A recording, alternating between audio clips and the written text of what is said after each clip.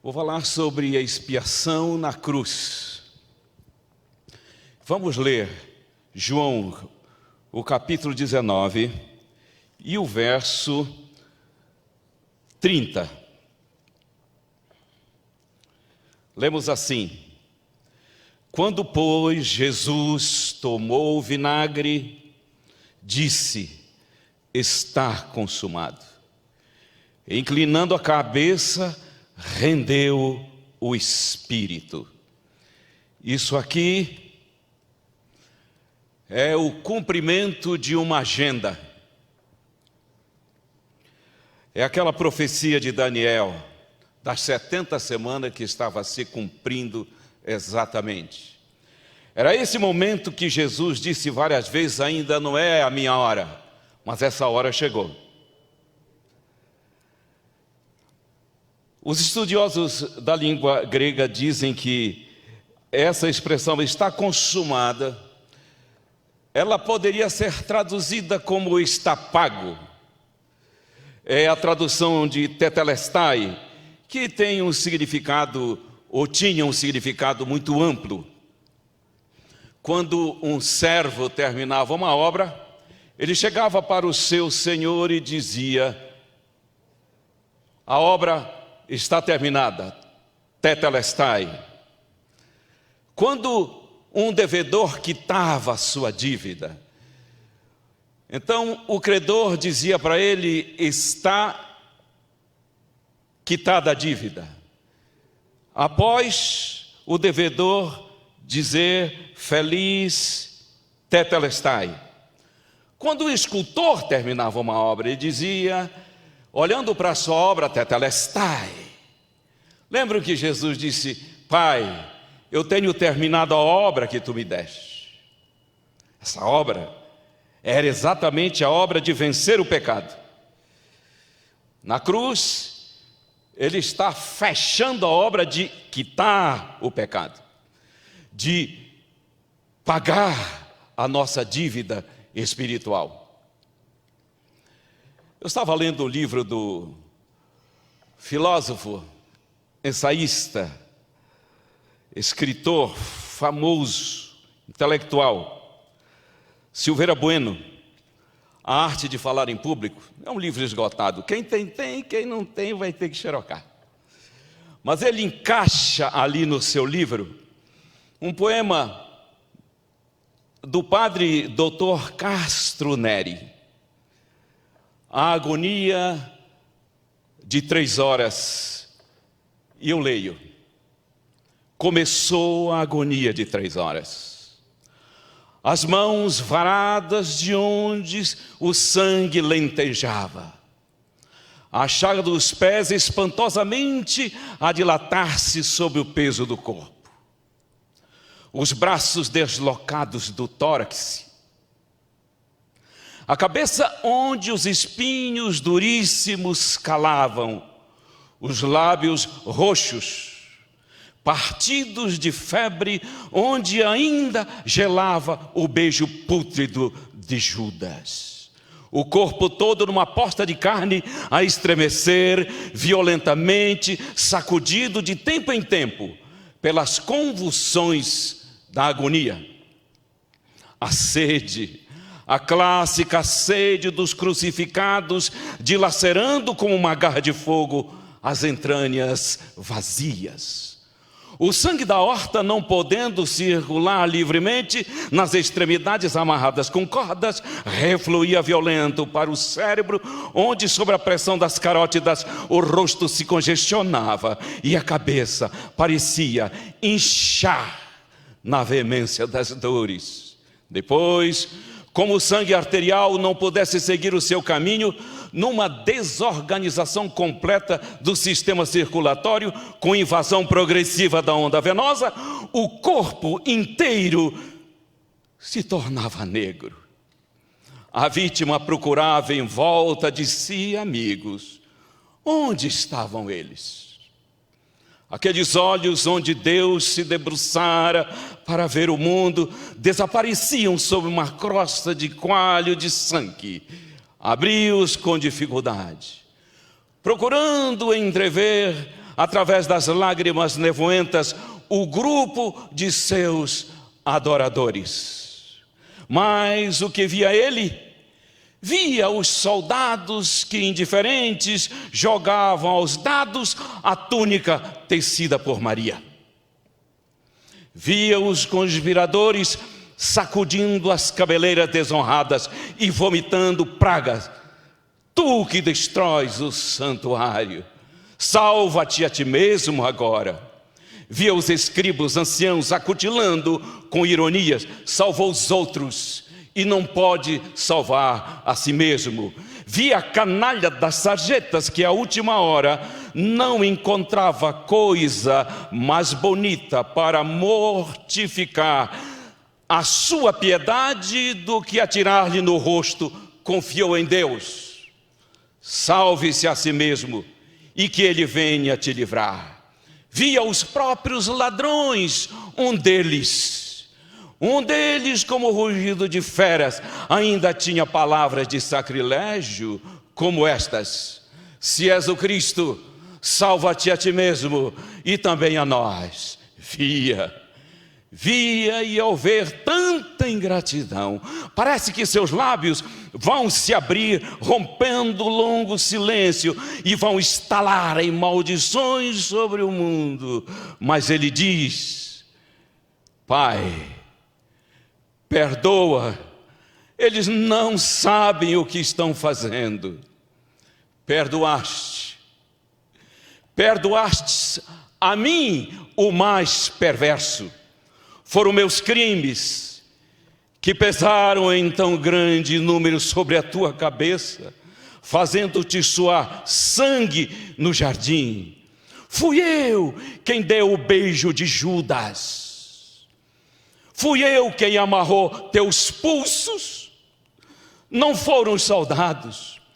Fui eu quem te condenou. Não foram Anás, nem Caifás. Não foi Pedro quem te negou. Fui eu. Não foi Herodes quem te tratou por louco. Fui eu. Não foi Pilatos quem lavrou a sentença de morte. Fui eu sempre. Eu tomei do azorrague e sangrei teu corpo. Eu bati os espinhos para que entrassem bem dentro da tua cabeça. Eu furei com cravos os teus pés e mãos. Eu matei-te de sede por 3 horas. Matei. Agora a mão tinta de sangue levanta-se e recebe o teu perdão. Tetelestai. Expiação é pagamento, mas eu quero dar uma olhada nela dentro da eternidade.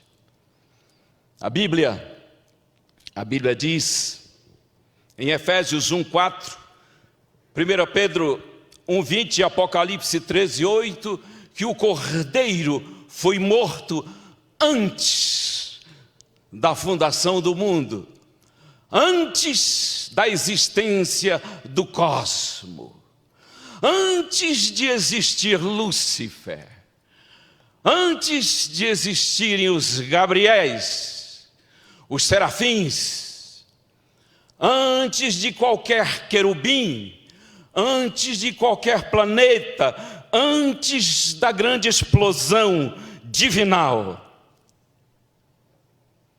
Ele idealizou a nossa redenção. Isto significa que redenção não foi uma providência dentro da criação. A redenção, ela foi gestada no ventre da redenção. A redenção foi parida dentro da redenção. Quando Deus cria, Ele já havia redimido. Olha que segurança. Isso é o Evangelho. A expiação, a quitação do pecado acontece antes dele existir. Essa é a segurança da proclamação que nós temos de entregar aos pecadores. Exatamente por isso que todos os que viveram antes da cruz foram salvos por essa força de decisão. Quem viveu antes da cruz foi salvo pela força do tetelestai que aconteceu desde que Deus originou, desde que Ele idealizou. Força da decisão significa que a quitação da dívida humana, ela era eficaz antes da cruz. A cruz é tão somente o ponto de quitação da dívida, mas a sua eficácia é eterna. Antes do Calvário, a cruz foi fincada no coração de Deus. O pecado, ele conseguiu sim tirar o ser humano da eternidade, jamais do coração de Deus. Olha que coisa linda!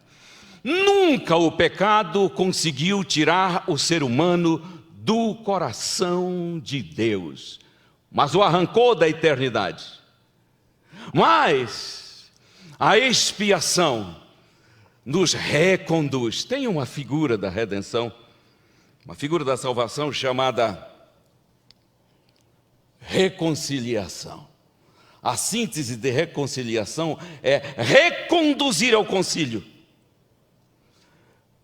O que é a Igreja de Jesus Cristo? É um grupo de pessoas que entendeu isso aqui tudo e está reconciliado, está restaurado ao concílio. É por isso que nós ousamos no seu nome ir à Assembleia dos Santos, no próprio trono de Deus pela fé, no coração de Deus a providência da graça. No pecado de Adão, a sua manifestação. Eu amo Paulo quando diz, falando da graça, que ela se manifestou. Ela não foi inventada como uma reação ao pecado. A graça de Deus não foi e nunca será uma reação ao pecado. Ela antecede o pecado. Por isso ela se manifestou. Por isso que Adão e Eva não foram fulminados. Eles não foram fulminados porque eles pecam e a graça cobre. Existia, para usar uma linguagem aí do pessoal da contabilidade, um calção. O homem peca e é coberto por graça, sem saber. Sabe naquele dia fatídico da história da entrada do pecado na terra? Que hora do dia eles pecaram? Não se sabe. Vamos supor que fosse aí umas 10 da manhã. Na viração do dia o Senhor vem chamando-os. O Senhor vem chamando-os. Eles estavam vivendo até esse encontro, sem saber, estavam vivendo por graça. Como vive qualquer ímpio, vive pela graça. Os benefícios da expiação não alcançam um ser humano somente quando ele aceita Jesus. Ali os benefícios são para a vida eterna, mas para respirar, mas para existir. Isso só acontece por graça. Nunca um ser humano viverá na face da terra sem os benefícios da cruz.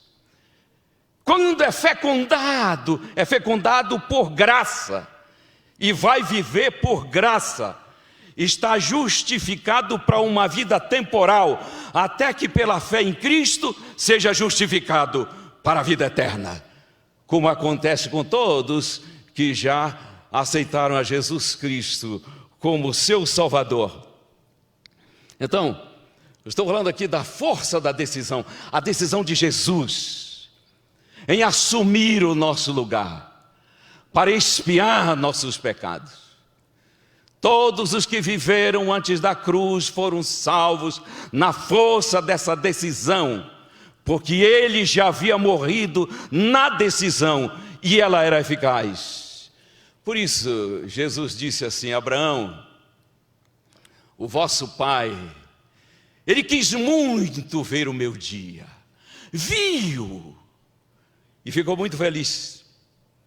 Como Abraão viu quando o Senhor Deus providenciou aquele cordeiro. Na providência do cordeiro, para ficar no lugar de Isaque, Abraão viu o dia do Gólgota. Ele viu e se alegrou. Ei, vou dizer uma coisa para vocês.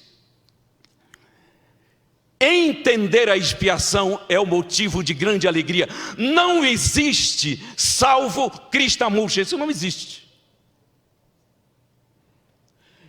A compreender que a minha redenção está assegurada, não como providência, mas como aceitação e crédito na minha vida que aceitei a Jesus, é motivo de alegria.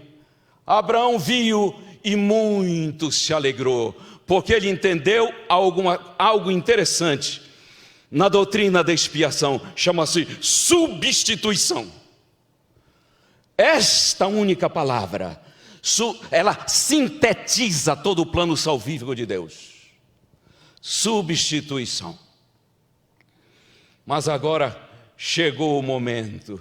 Jesus disse: está chegando o meu momento. Ele disse: vamos ao Getsêmani. E ele está indo ao Getsêmani com seus discípulos.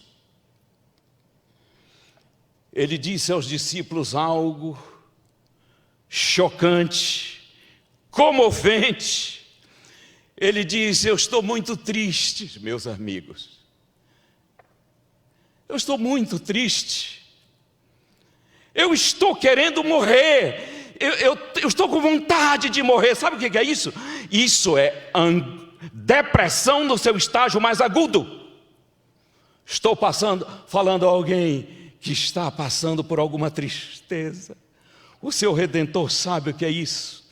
Deixe que Ele o pegue no colo para instalar em você a alegria que vem desse choque neural quando uma pessoa, entrando em contato, recebe a graça redentora.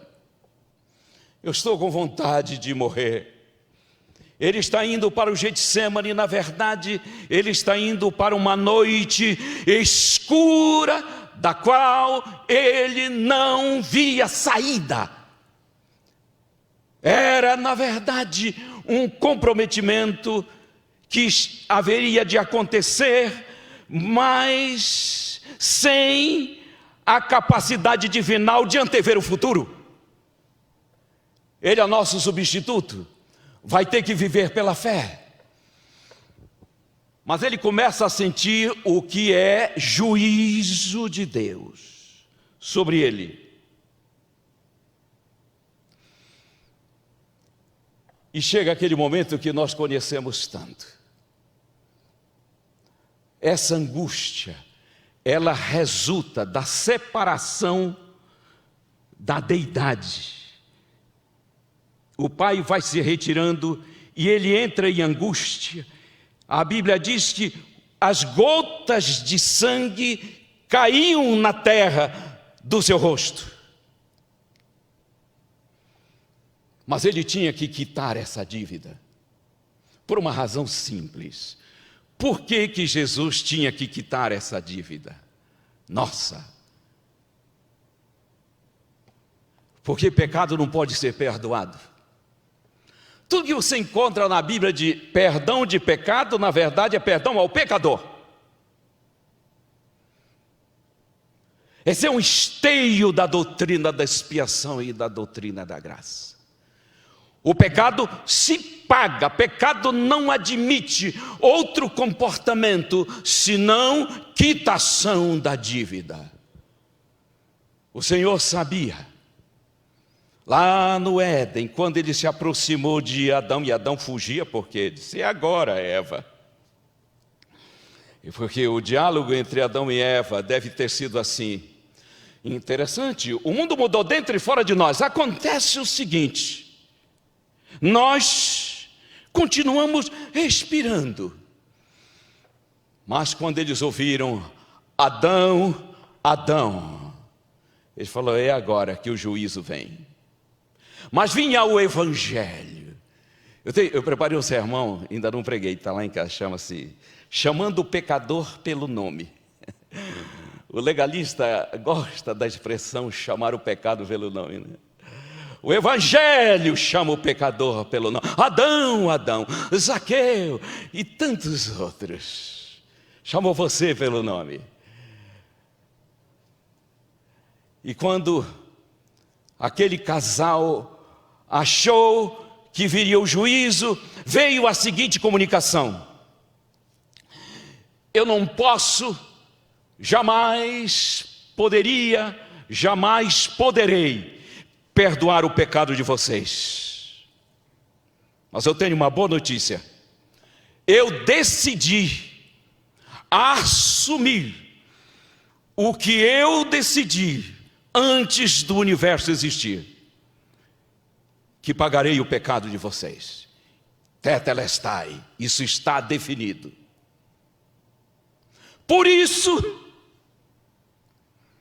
porque eu assumi a quitação dessa dívida, eu tenho legalmente, e não há em toda a hoste do mal um deles que pode se levantar e dizer que eu serei injusto ao perdoá-los. Por isso Paulo diz que ele é justo em perdoar, porque assumiu a dívida. O Senhor Jesus não perdoa a humanidade porque quis apenas. Não perdoou a humanidade porque é amor apenas. O Senhor Jesus perdoou a humanidade porque conquistou o direito de perdoar. O seu perdão não resulta da sua soberania, como querem alguns apenas. Resulta dele nos ter substituído no juízo. No Getsemane está acontecendo isso. E isso vai ter a sua culminância na cruz. Mas aqui cabe uma pergunta: poderia o ser humano quitar a sua dívida? Claro que sim. Toda a humanidade podia quitar a sua dívida espiritual diante da lei transgredida na pessoa de Adão e Eva. Só tem uma coisa: eles desapareceriam, eles virariam gás cósmico, eles seriam fulminados. Para quitar a dívida, morrendo e retomar a vida depois, só um ser que não cometesse pecado, e Jesus veio, meteu o pé na pocilga, correu o risco da sua própria eternidade. A encarnação de Jesus foi uma terrível realidade. A possibilidade de pecar foi real. Quanto amor, só isso daqui é para qualquer pessoa de equilíbrio, que está entendendo isso, confirmar a sua entrega a Jesus. Se está longe dele, voltar. Se nunca decidiu fazer isso agora. O ser humano podia pagar a sua dívida, mas pagaria com a morte. A grande notícia da expiação, ou a grande realidade, o grande mistério, e mistério não é algo impenetrável, é algo que se revela. É dito lá em Salmo 85, verso 10, que na cruz, desde a eternidade, no projeto da cruz, existe um encontro da justiça e do amor, da justiça e da paz. Elas se encontram, elas se abraçam e elas se beijam. Vamos compreender isso. Justiça aqui não é essa que a gente recebeu de Jesus. Justiça aqui é a punitiva. Como que ela pode se harmonizar com o amor de Deus? Na substituição. Porque Jesus fica em nosso lugar, recebe a justiça punitiva da lei transgredida, aí Deus mantém o seu amor por nós, ao mesmo tempo em que a sua lei não é comprometida. E nós não desaparecemos no nascedouro da nossa existência como raça.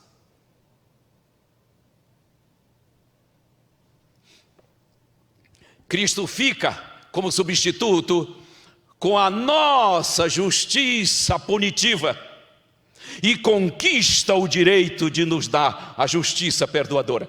Você diz assim: eu tenho a justiça de Cristo, eu tenho a justiça de Cristo, eu tenho a justiça de Cristo. Você tem a perdoadora, porque Ele ficou com a punitiva.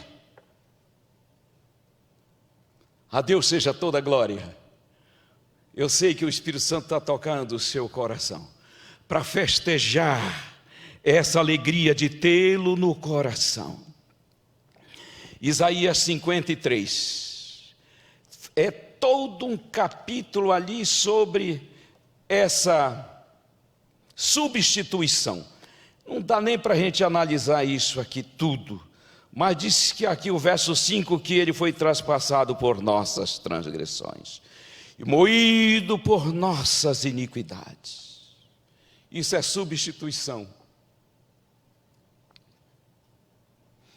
Olha aqui, e substituição aqui não é uma substituição isolada de nós, isso aqui é profundo, isso aqui é assunto para outro bate-papo. Essa substituição, ela não é isolada de nós. Ele nos substitui, nos incluindo nele. Por isso que Paulo vai dizer: um morre por todos e todos morrem. Naquela cruz estávamos todos nós.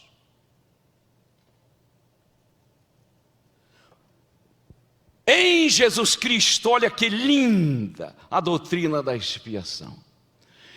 Em Cristo, nós já fomos julgados, condenados e executados.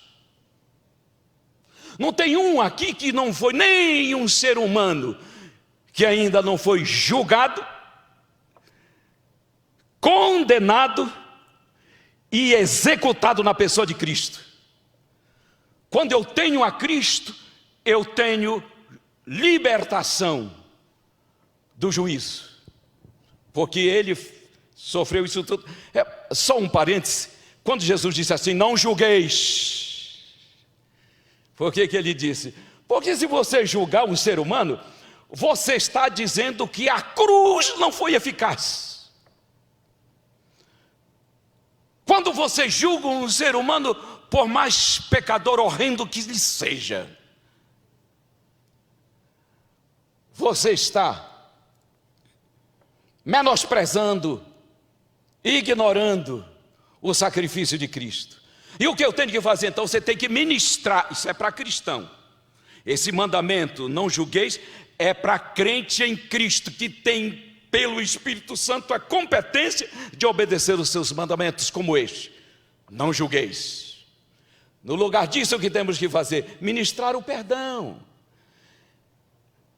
que vem de Jesus Cristo. A grande notícia da expiação é pecados pagos e perdão oferecido. Quando eu olho para a cruz, dela vem duas mensagens. Ouça bem isso: pecados pagos, perdão oferecido. O que Deus fez com os nossos pecados no processo da expiação? Ele os pagou. O que Ele fez com os pecadores? Ele perdoou. Não existe um ser humano na face da terra que não esteja no coração de Deus perdoado. Você sabia disso? Não é o arrependimento que comove Deus a perdoar. É o perdão de Deus compreendido que gera no ser humano, pelo dom do arrependimento, a entrega da sua vida pregressa no pecado. Paulo fala isso, ele diz: é a bondade de Deus que nos leva ao arrependimento, ou que nos levou ao arrependimento. Recordando, o que Deus fez com os pecados, os pagou. O que Ele fez com os pecadores, nos perdoou. E nós? O que fizemos, falando à igreja, quem já entregou a vida a Jesus, o que fizemos? Olha o positivismo da doutrina da graça. Nós, quando tivemos o nosso encontro com Cristo, o que fizemos? Você que ainda não teve, o que deve fazer com seus pecados? Nós confessamos, eu os confessei. E você deve fazer o mesmo. O que devemos fazer com o perdão de Deus? Aceitar. Pecado se confessa, perdão se aceita, porque Cristo pagou pecados e perdoou pecadores. Por isso que o Evangelho, a essência do Evangelho é clamar: aceitem o perdão de Deus. Aceitem o perdão de Deus. Ninguém comove Deus a perdoar. Ele perdoou porque conquistou esse direito. Perdão é uma das mensagens que vem da cruz. Pecados pagos, perdão oferecido.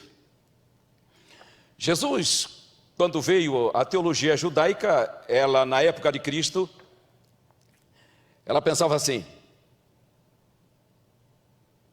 Deus perdoa quem se arrepende. E Jesus disse: Deus perdoou, por isso eu estou aqui. Por isso eu estou aqui, porque Ele já perdoou vocês. Aceitem o meu perdão. Esse foi o clamor dele e é ainda hoje. Lá vai uma pergunta de ordem prática. Você já aceitou o perdão de Deus?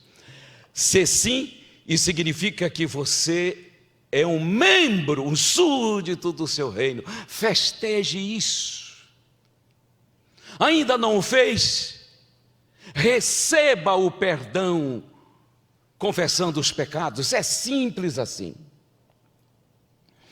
Vejam, a natureza substitutiva da expiação significa que o Senhor Jesus assumiu o juízo. O juízo que era nosso caiu sobre ele. Caiu sobre ele. Toda a nossa iniquidade caiu sobre ele. A justiça punitiva. Ele estava sofrendo, ao mesmo tempo que conquistava o direito de nos dar perdoadora. Olha uma coisa interessante aqui, que eu preciso ler isso aqui.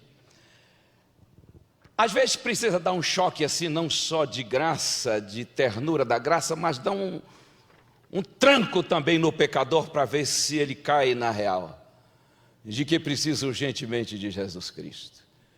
Aqui um pouco de catequese do medo.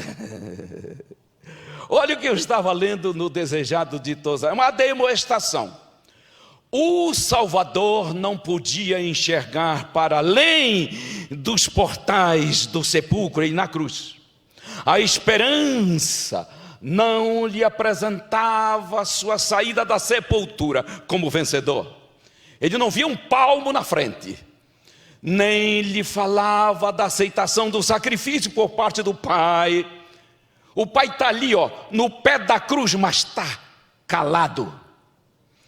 A sucessão de desprezo na pessoa de Cristo chega na culminância do desprezo do Pai. Ele temia que o pecado fosse tão ofensivo a Deus, que sua separação houvesse de ser eterna. Ei, o que é isso?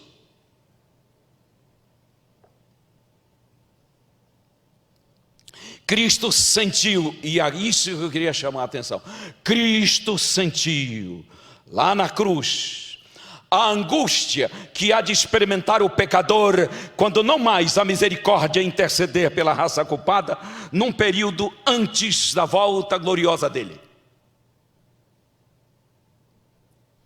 E quando o Espírito Santo de Deus se retirar da terra, um pouco antes que Jesus apareça nas nuvens do céu, nós teremos uma humanidade sentindo a angústia da penalidade do pecado. Foi o sentimento do pecado trazendo a ira divina sobre ele, como substituto do homem, que tão amargo tornou o cálice que sorveu e quebrantou o coração do Filho de Deus. Deixa eu fazer isso daqui eu tenho que falar.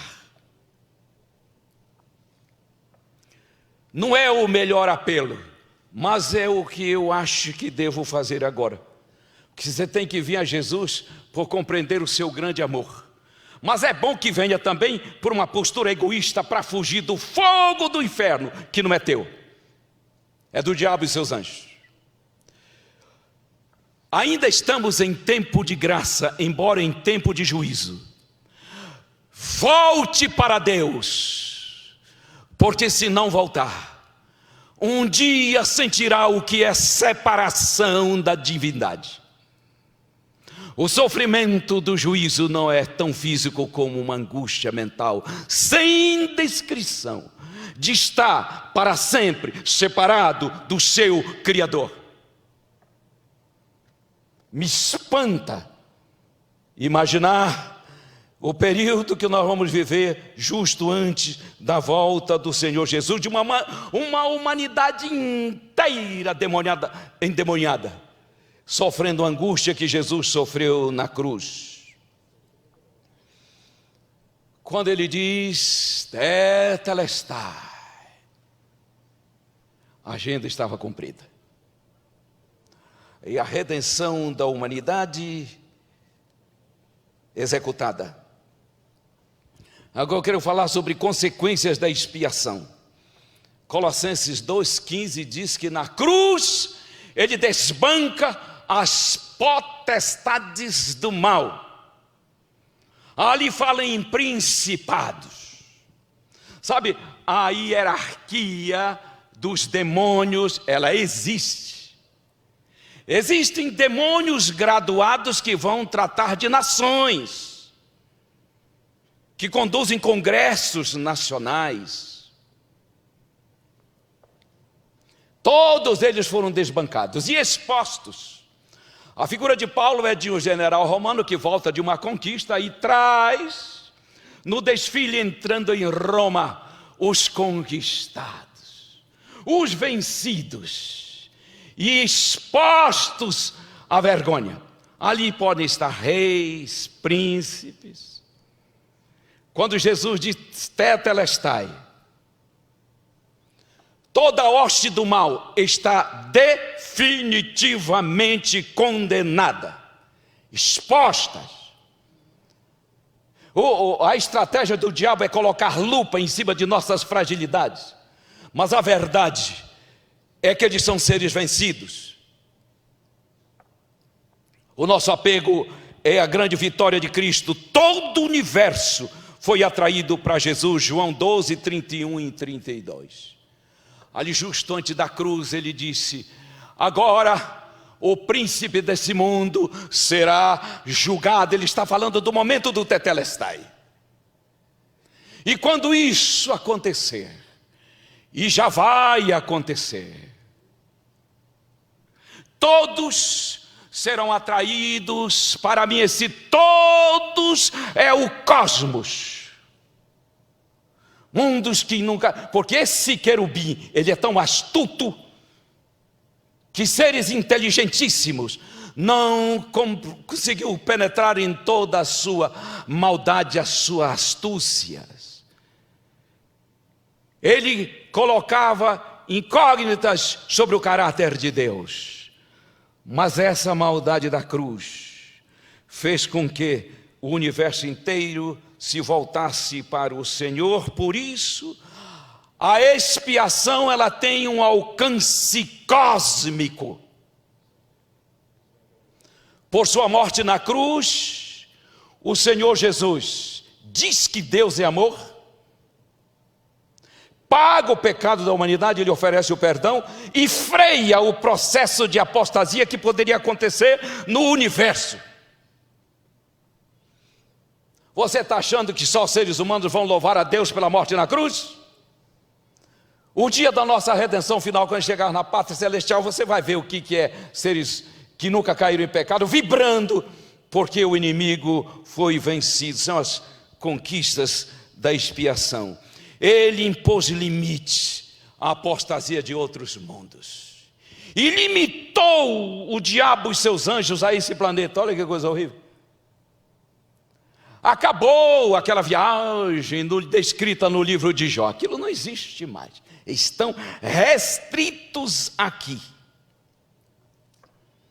E a eficácia da expiação na cruz é salvação.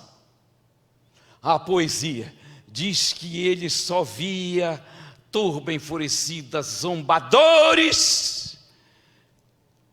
Mas quando aquele ladrão ouviu o seu clamor, perdoa, o coração dele foi tocado.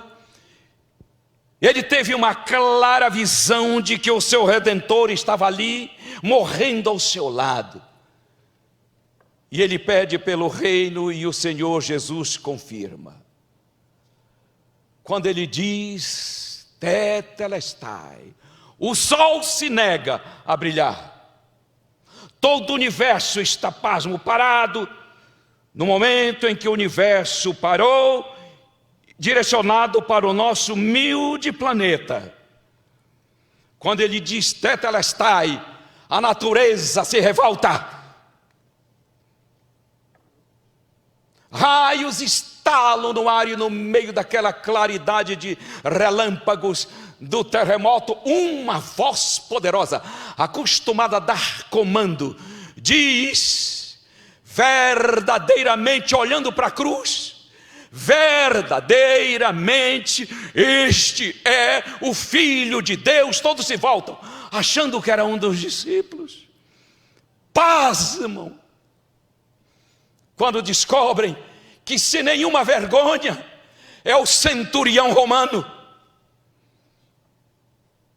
o tetelestai, salva um ladrão e salva um romano, um filho judeu rebelde contra Jeová, transgressor da sua lei, e um pagão, um gentio.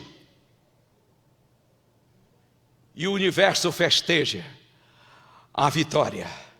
Essa é a eficácia da cruz. Quando se fala em quitação da dívida, deixa eu dizer aqui uma coisa. Deus nunca exige de ninguém o que Ele já exigiu do seu filho. Está ouvindo isso? Por quê? Porque a base de toda religião falsa, religião aqui eu não estou falando de denominação ou qualquer nomenclatura religiosa, eu estou falando de comportamento religioso, de crença religiosa. Todo o sistema religioso falso diz que o homem tem que pagar sua dívida espiritual. E o Evangelho diz tetelestai. Você não precisa de dar um retoque sequer. A expiação é plena.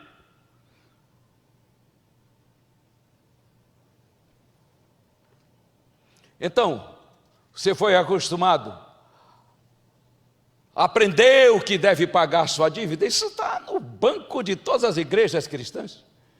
Gente que tenta pagar o que já foi pago, não entendeu ainda o tetelestai.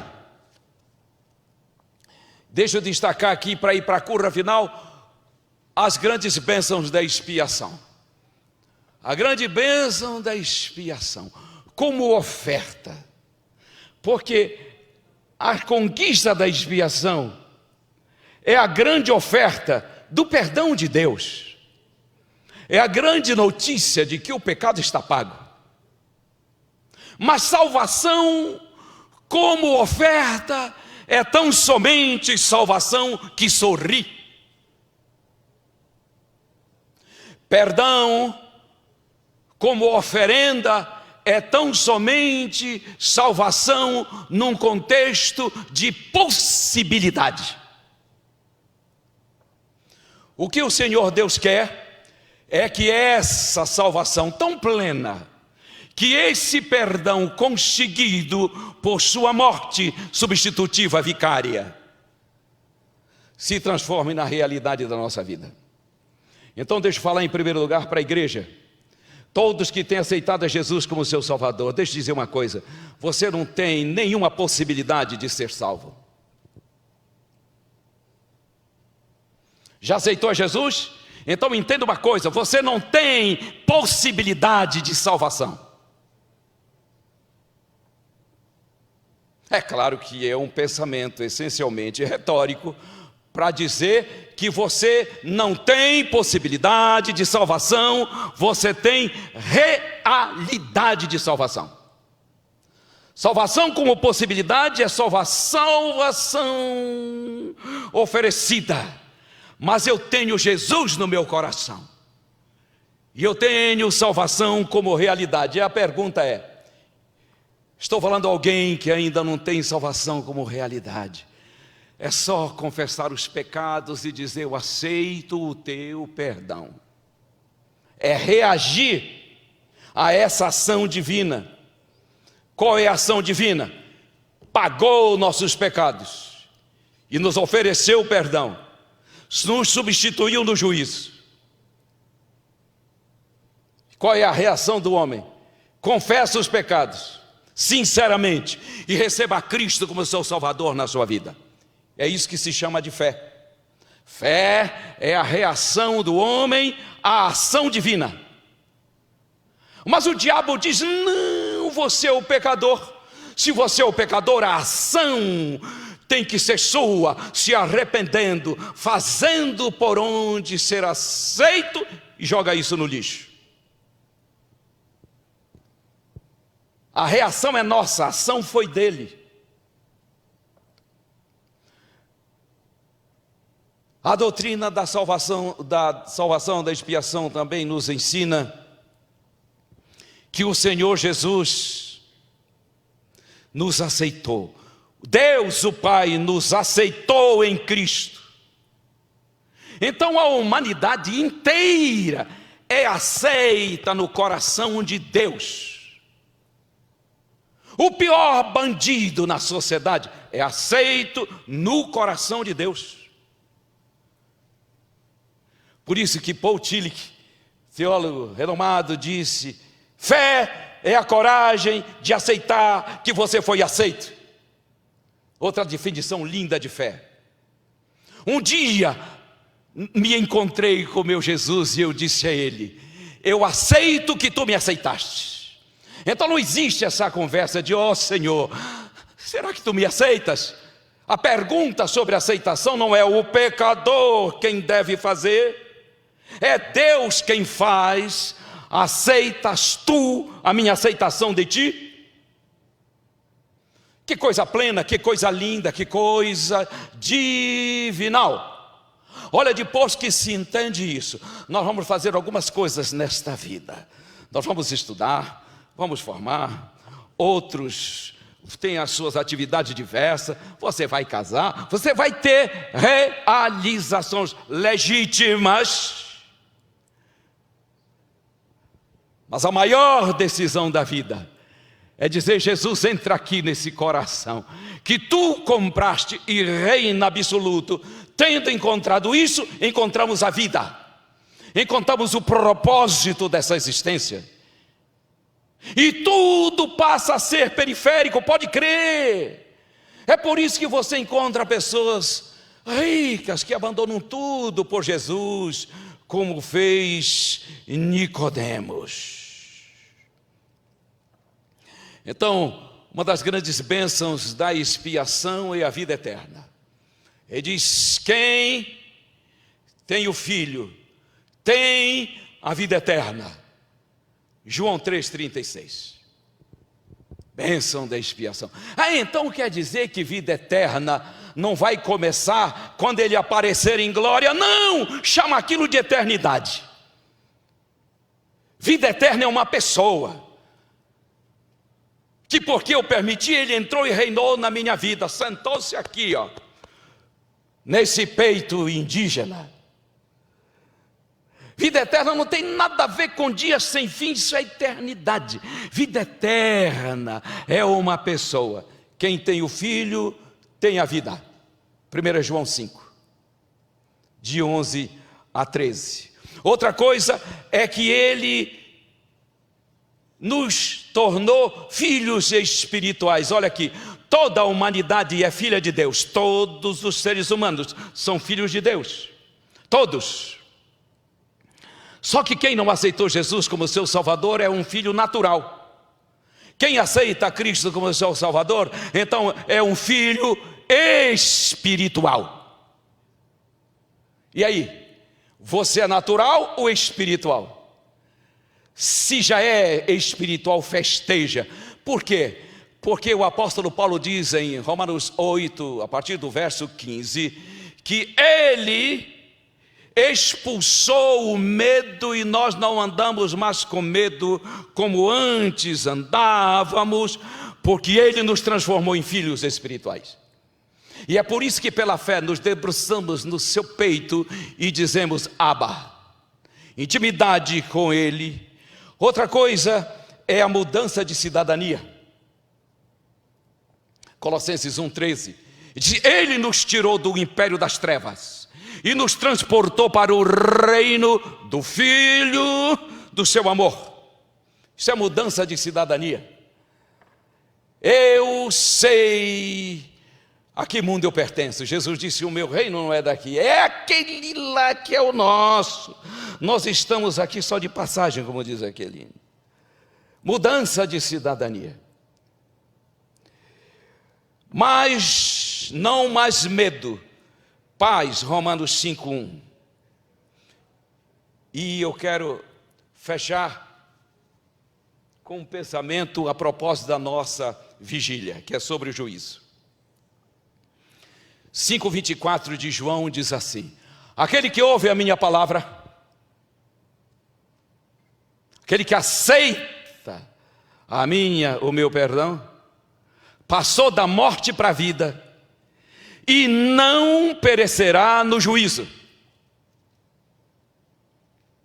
O juízo que está em andamento, que está acontecendo, que será pré-volta de Jesus, ele não tem nem um objetivo de causar medo num filho que se entregou a Deus. A coisa está resolvida aqui, pela minha entrega.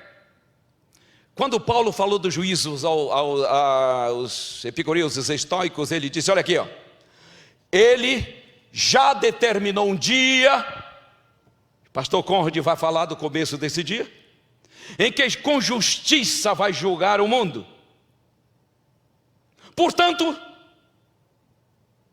ele ordena a todos, em todos os lugares, que se arrependam. Entenda aqui, ó, arrepender-se, entregar a vida a Jesus, não é uma dica dele, não é uma sugestão dele, não é uma opção sua, fundamentalmente humana.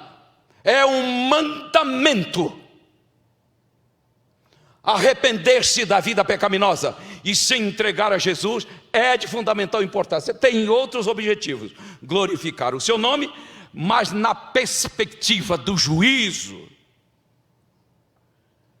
Ele estabeleceu um dia em que o juízo ia começar, ele já está rolando, mas eu não tenho nenhuma preocupação enquanto minha vida estiver em suas mãos. Por isso Paulo disse em Romanos 8, 33 e 34, quem nos acusará? Quem? Olha o desafio.